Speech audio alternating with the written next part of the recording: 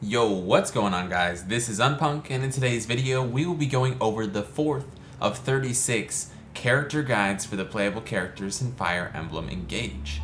The purpose of these videos is to go over each character in detail, talking about personal skills, classes, growth stats, and a lot more. I plan to make guides on all 36 playable characters over time, and we'll make new ones based off of what character you all would like to see most next. Feel free to leave us a comment down below on what character you're excited most to see. In this video, we are talking about the character Diamant. He is a 25-year-old male character that was born on April 6th.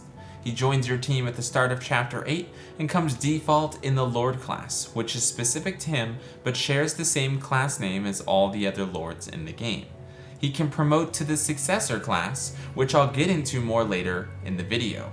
He comes with default proficiencies in swords and axes, and his innate or best weapon proficiency is going to be swords. And if you're not familiar yet with how that works, our first two guides will explain how that works right at the beginning of each video.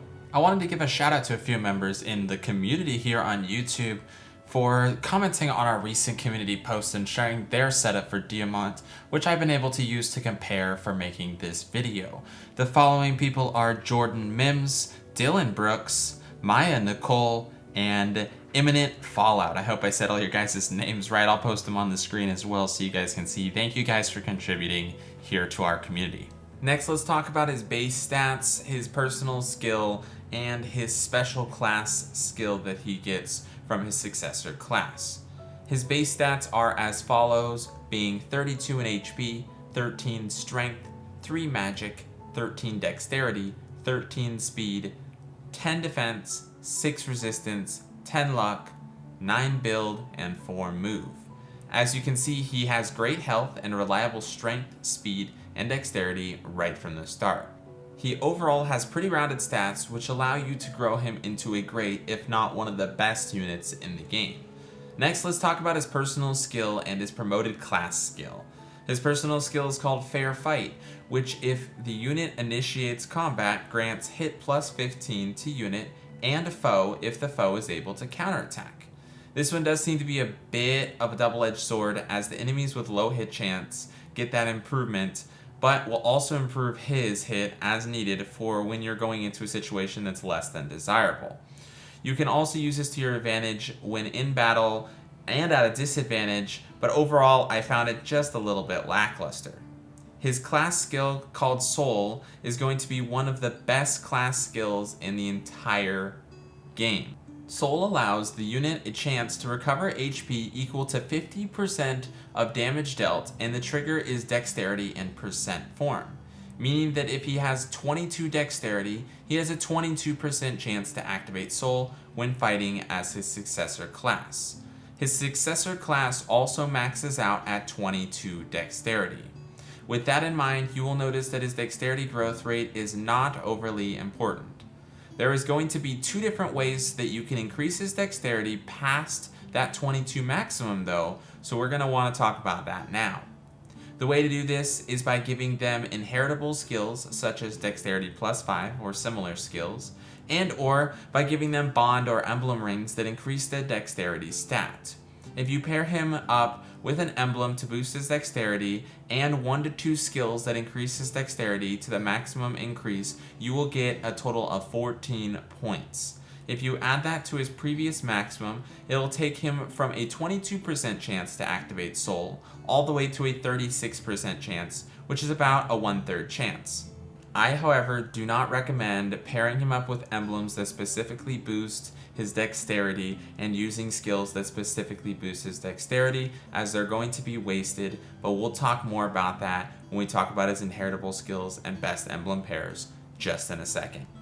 I think you all know by now how growth rates work, and I realize I have previously put a bit more focus on growth than is ultimately necessary.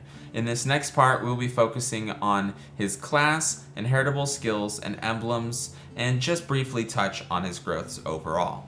Diamant is going to be best promoted into his successor class. Just like most of the other lords in the game, and from mine and others' testing, we have found that his unique class and soul skill makes him into the best unit he can be with all the other promoted classes falling short in comparison.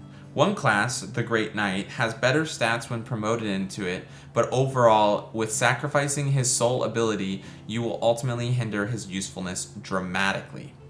Now onto the best emblem pairs to pair him with. If you don't have the DLC, he is going to be best and devastatingly strong of a defensive unit when paired up with Ike. Ike will boost his strength and defense by 4 and 5 respectively when he is max bond level 20. He also increases his HP by 7 points at level 20. Those stat increases alone can make Diamant a significantly more defensive frontline unit. Ike also brings along with him a few skills that I want to point out, that being Resolve Plus, which if his HP is 75% or less, increases his defense and resistance by 7 points while it is maintained under 75% HP. And he comes with Wrath, which at the start of combat grants +1 crit during combat for each HP the unit has lost. His last bond skill I want to point out is called Lagu's Friend, which decreases his damage taken by 50% from all sources, but sets the unit's avoid to 0 while engaged. These all combined further increase his defensive and offensive capability significantly. It increases his critical chance hit and allows him to do more damage with a drastically lower damage he will take while engaged. If you have the DLC, I highly recommend you try out Hector with him as well, as it can increase his defensive capability with abilities such as Adaptability, Impenetrable, and Quick Repose. It also gives him the weapon Rune Sword while engaged, which is a magic sword that can strike at close or at range and restores HP equal to 50% of the damage dealt, guaranteed. Meaning this isn't a chance for it to activate, but he will guarantee every hit to get 50% of that HP he dealt back. This sword will also allow Diamant to deal more damage than usual to units with heavy armor without having to resort to hammers or similar weapons, and it recovers HP while he attacks. If you combine this with his soul class skill, he can be healing almost all the damage that he gets from attacks and just do tons of damage without getting taken out. Knowing all that, the following skills are what I consider the best pair for him, and that being pair up to block all chain attacks that could happen to him, and I also recommend one of the following skills being either holdout +++ or any variant of, for the protection from death, or unyielding ++ for the HP regeneration at the start of his turn if his HP is 40% or less. Unyielding ++ is going to be significantly lower in SP than holdout +++, so I assume most people will opt for that as the second skill to inherit for quicker acquisition. Last, let's talk briefly about his default growths combined with his successor class growths to show you what you can expect to get when using him in this class. I wanted to combine them going forward as I find it will more accurately describe what you can expect to get when you play and make less focus on character growth rates overall.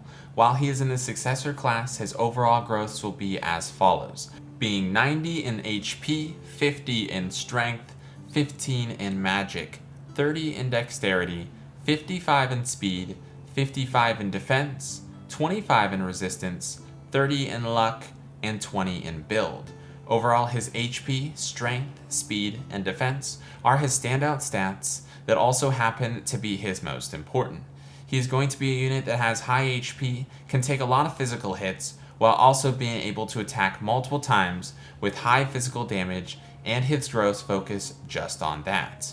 With all that said, Diamant is one of the best units to use in any difficulty as long as you focus on increasing the stats we talked about above and giving him skills that further focus on his protective and defensive capabilities. Thank you all for coming to my channel today. I hope you guys enjoyed the video and learned something new.